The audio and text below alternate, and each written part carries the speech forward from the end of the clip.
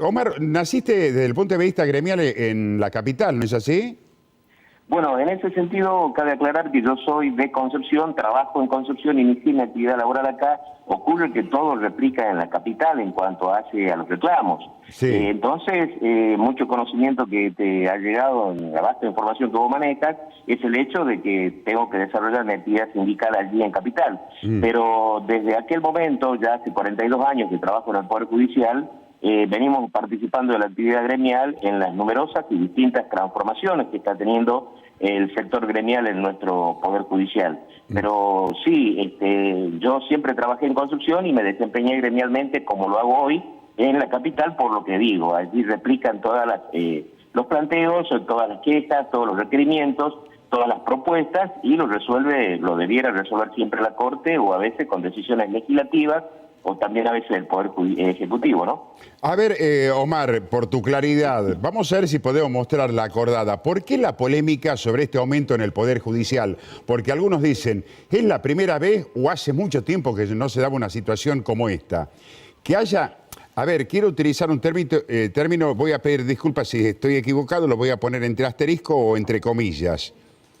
Un incremento clasificado.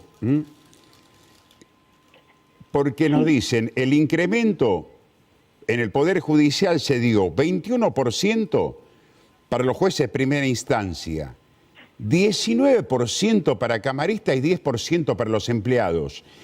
¿Por qué tanto ruido? ¿Qué ha sucedido, Omar?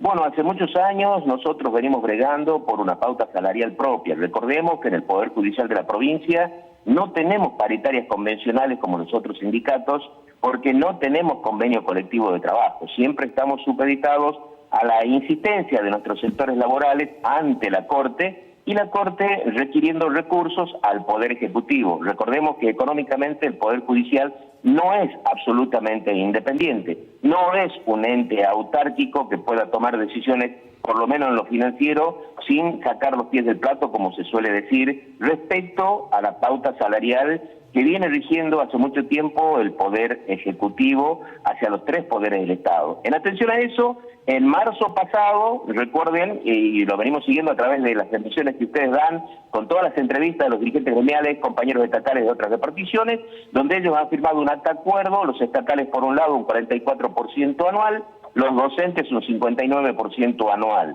Lamentablemente, la Corte, desoyendo nuestros planteos de poder debatir tete a tete, como se dice comúnmente, entre la Corte y los estamentos judiciales, simplemente copia y adhiere a la pauta salarial que considera conveniente y que marca el ritmo del Poder Ejecutivo. En ese sentido, el Poder Judicial en marzo comenzó con la pauta de los estatales de los docentes que marca un 28 para marzo, de cuyo 21 es deuda vieja, que es la cláusula gatillo pendiente del año pasado, quedando puramente de este año un 7%.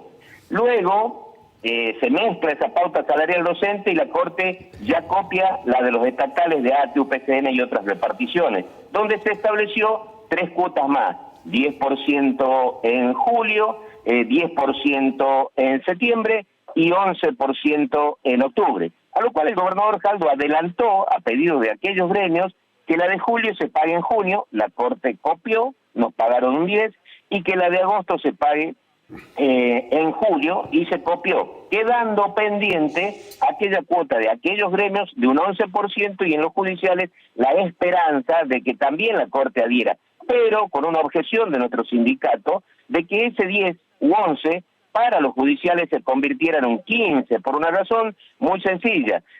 Los estatales, cada 10% que vienen cobrando, tienen lo que nosotros comúnmente decimos un agregado o adorno de numerosos adicionales, y esto no es una queja contra los otros sectores, al contrario, aplaudimos las conquistas que ellos consiguen. Entonces nosotros planteamos que no queremos cifras en negro como adicionales, por eso es que pedimos que se actualice en lugar de un 10, un 15.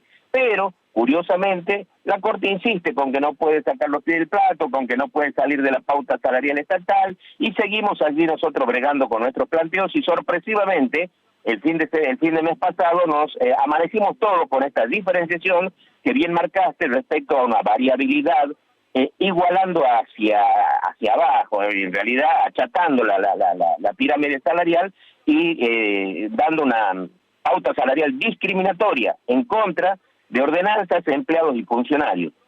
Y bien como lo describiste, en los porcentajes que vos detallaste, lamentablemente con numerosos argumentos justificativos que para nosotros no los hay, porque no nos quejamos de que la magistratura en general mejore su sueldo, todo lo contrario, pero queremos que también los trabajadores en las categorías de menos recursos vayamos enganchados en estas mejoras, igualemos para arriba. Este es nuestro reclamo, este es nuestro planteo, y esto es lo que necesitamos y queremos que la Corte nos atienda. Tenemos diálogo con numerosos vocales, menos con el señor presidente, que hasta acá nunca nos ha recibido como institución gremial.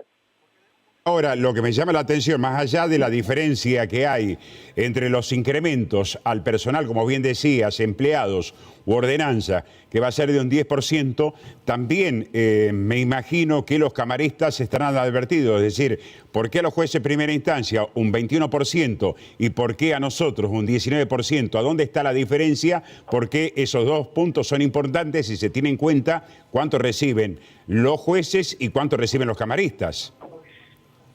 Sí, internamente viene una vieja disputa en la magistratura, por ejemplo, respecto a un viejo tema ya medianamente acomodado que tenía que ver con un sector de relatores de corte que venían también cobrando mucho mejor que los jueces de primera instancia. Pero tengamos en cuenta, Omar, que hoy estamos, se nos está imponiendo una serie de reformas procesales a las cuales nosotros no nos oponemos, pero sí a la forma y a la metodología en la que se imponen esas reformas, que a veces hasta rayan lo ilegal, porque no todo lo legítimo es legal y no todo lo legal es legítimo. En ese sentido, en Concepción, por ejemplo, no tenemos jueces de primera instancia en el sector penal, solamente están quedando jueces de primera instancia en el sector civil hasta tanto en los próximos meses se reforme por las reformas propias que salieron a la legislatura y se convierta nuevamente en lo que se conoce internamente como OGA civil, lo que en penal ya existe. En Capital, por ejemplo, aún sí quedan jueces de primera instancia en la parte penal, y continúan todavía los jueces de primera instancia en la parte civil.